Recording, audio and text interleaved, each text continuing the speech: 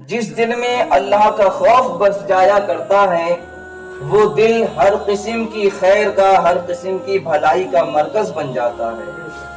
کیونکہ اللہ رب العزت کا خوف ہی ہے جو انسان کو گناہوں سے اور برائیوں سے بچاتا ہے۔ اگر دل میں اللہ کا خوف نہیں تو ہم گناہ کریں یا نیک عمل کریں کوئی فرق نہیں پڑتا۔ مثال کے طور پہ اگر ہمارے دل میں اللہ کا خوف ہے تو کبھی بھی ہمارے قدم غلط راستے کی طرف نہیں اٹھیں گے۔ اگر ہمارے دل میں اللہ کا سچا خوف ہے تو کبھی ہماری آنکھیں کسی غیر محرم کی طرف نہیں اٹھیں گی۔ اگر ہمارے دل میں اللہ کا خوف ہے تو کبھی ہمارے ہاتھ برائی کی طرف نہیں بڑھیں گے، کیونکہ جس دل میں اللہ کا خوف سما جایا کرتا ہے وہ دل تقوی کا مرکز بن جایا کرتا ہے اور برائیوں سے کنارہ کش ہو جایا کرتا ہے۔ اس لیے اللہ رب العزت سے اس کی خوف کی وجہ سے رونے والا دل مانگو۔ اور میرے حضور اللہ کے حبیب صلی اللہ تعالی علیہ وسلم بھی اللہ کی بارگاہ میں دعا کیا کرتے تھے، اے باری تعالی مجھے اپنے خوف کی وجہ سے رونے والا دل عطا فرما۔ تو ہم تو امت ہی ہیں، ہمارے پاس تو کوئی عمل بھی ایسا نہیں جس پر بھروسہ کر سکے، تو اللہ سے رونے والا دل مانگے، کیونکہ اگر خشیت الہی کی وجہ سے، اللہ کے خوف کی وجہ سے اگر ہماری آنکھوں سے آنسو کا ایک قطرہ بھی بہ گیا تو وہ کل قیامت کے روز ہمارے کام آتا ہوا نظر آئے گا، کیونکہ میرے حضور مصطفیٰ کریم صلی اللہ علیہ وسلم ارشاد فرماتے ہیں کہ بروز حشر جہنم سے ایک بھڑکتی ہوئی آگ باہر آئے گی، تمام لوگ حیران ہوں گے اور اس آگ سے بچنے کی کوشش کر رہے ہوں گے۔ کوئی کہہ رہا ہوگا اے آگ تجھے نمازیوں کا واسطہ دور ہو جا، کوئی زکوٰۃ ادا کرنے والوں کا واسطہ دے رہا ہوگا، کوئی روزے داروں کا واسطہ دے رہا ہوگا، مگر جو آگ جہنم سے باہر آ کر امت کی طرف بڑھ رہی ہوگی وہ ہرگز پیچھے نہ ہٹے گی،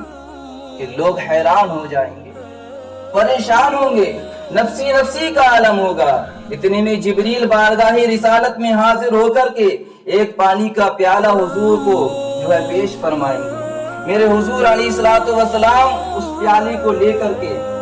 اور اس پیالے سے اپنے ہاتھوں میں پانی لے کر اس آگ کی طرف چھینٹے ماریں گے، ادھر وہ چھینٹے آگ پر جائیں گے اور آگ فوراً سرد ہو جائے گی۔ میرے حضور جبریل سے پوچھیں گے، جبریل آخر اس چھوٹے سے پیالے میں کون سا ایسا مشروب ہے، کون سا ایسا پانی ہے جس کے چھینٹوں نے جہنم کی آگ کو سرد کر دیا ہے؟ تو جبریل بارگاہ رسالت میں عرض کریں گے، اللہ کے رسول جس بندے نے دنیا میں خشیت الہی کی وجہ سے، اللہ کے خوف کی وجہ سے آنسو بہائے ہیں، مجھے حکم ہوا تھا ان آنسو کو جمع کرنے کا۔ اے اللہ کے حبیب یہ وہی آنسو ہے جو جہنم کی آگ کو سرد کرتے نظر آ رہی ہے۔ تو اللہ سے اس کی خوف کی وجہ سے رونے والا دل مانگو، اللہ سے وہ آنکھیں مانگو جو اللہ کے خوف کی وجہ سے رونے والی آنکھیں ہوں۔ پیارے محترم سامعین، اللہ کے رسول صلی اللہ علیہ وسلم ارشاد فرماتے ہیں کہ وہ شخص جو اللہ رب العزت کے خوف کی وجہ سے کانپتا ہے، میرے حضور فرماتے ہیں کہ اس کے جسم سے گناہ اس طریقے سے جھڑ جاتے ہیں جیسے کسی درخت کو ہلانے پر اس کے پتے جھڑ جایا کرتے ہیں۔ اور سنیں، ہمارے اور آپ کے پاس تو گناہوں کے انبار ہیں، نیکیاں نہیں ہیں۔ ایک جماعت اللہ نے ایسی پیدا کی ہے جو معصوم عن الخطا ہے، جو خطاؤں سے محفوظ ہے، جس کو فرشتے کہا جاتا ہے۔ کہاں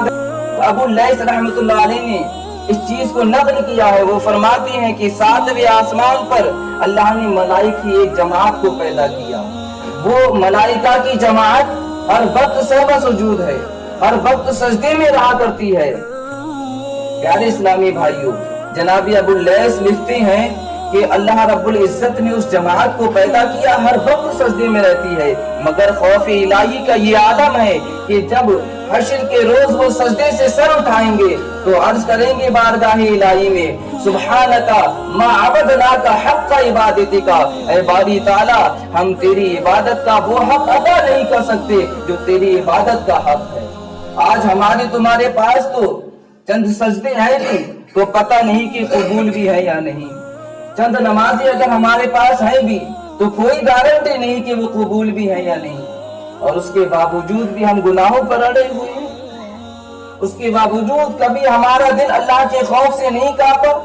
ارے ہم جہاں قرآن میں رؤوف پڑھتے ہیں اس کو، جہاں قرآن میں رؤوف، جہاں رحیم، جہاں ارحم الراحمین اس کو پڑھتے ہیں، اسی قرآن میں اس کا نام جبار بھی تو بتایا گیا ہے، اسی قرآن میں اس پروردگار کا نام قہار بھی تو بتایا گیا ہے۔ یہ اس کی شان بندہ نوازی ہے، اگر وہ کسی کو نوازنے پر آ جائے تو ایک نقطے پر اس کو جنت عطا فرما دے، اور اگر وہ کسی کی گرفت فرما لے تو سنو کوئی بچانے والا موجود نہیں ہوگا، کوئی بچانے والا نظر نہیں آئے گا۔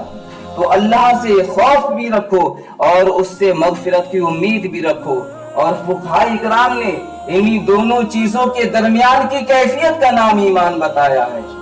آج ہم تم یہ کہتے ہیں کہ اللہ تعالیٰ رؤوف ہے، معاف کر دے گا، اور حالت ہماری یہ ہے کہ نمازیں نہ پڑھو، وہ رؤوف ہے، معاف کر دے گا، رحمان ہے، معاف کر دے گا۔ ہمارے پاس تو کچھ ہے ہی نہیں پیارے اسلامی بھائیوں۔ حضرت عمر فاروق اعظم رضی اللہ تعالیٰ عنہ، خشیت کا یہ عالم کہ آپ روتے تھے اللہ کے خوف کی وجہ سے، اور ایک مرتبہ آپ نے ایک تن کا ہاتھ میں لیا، کہا کاش میں یہ تن کا ہوتا، کاش میں کوئی قابل ذکر چیز ہی نہ ہوتا۔ یہ کون کہہ رہا ہے؟ یہ خلیفہ دوم حضرت عمر فاروق کہہ رہے ہیں۔ آج ہم اپنی زندگی کا جائزہ لیں، کون سی عمل ہمارے پاس ایسے ہیں جن پر ہم بھروسہ کر سکتے ہیں؟ اللہ سے خوف بھی رکھو، اس سے اس کی یاد میں تڑپنے والا دل مانگو، اللہ سے دعا کرو مولا وہ دل عطا فرما جو تیری یاد میں تیری خشیت کی وجہ سے رونے والا دل ہو، کیونکہ اگر یہاں پر ایک آنسو کا قطرہ بھی اس کی یاد میں یا اس کی خوف کی وجہ سے بہ گیا تو بروز حشر وہ کام آئے گا ہمارے۔ اور فقط یوں ہی ہم کہتے رہیں کہ ہاں اللہ سے ڈرنے والے ہیں، تو اپنی اعمال کا ذرا جائزہ تو لیں۔ ہماری اعمال تو نہیں کہہ رہے کہ ہم اللہ کا خوف اپنی سینوں میں رکھتے ہیں۔ پیارے اسلامی بھائیوں، اللہ کی بارگاہ میں دعا ہے کہ مولا اپنی یاد میں، اپنے خوف میں تڑپنے والا ہمیں اور آپ کو دل عطا فرمائے۔ محترم سامعین، اس مختصر سے وقت میں جو بھی بیان کیا اس میں جو بھی لغزشیاں کوتاہیاں ہو گئیں اللہ تعالیٰ معاف فرمائے۔ ایک روایت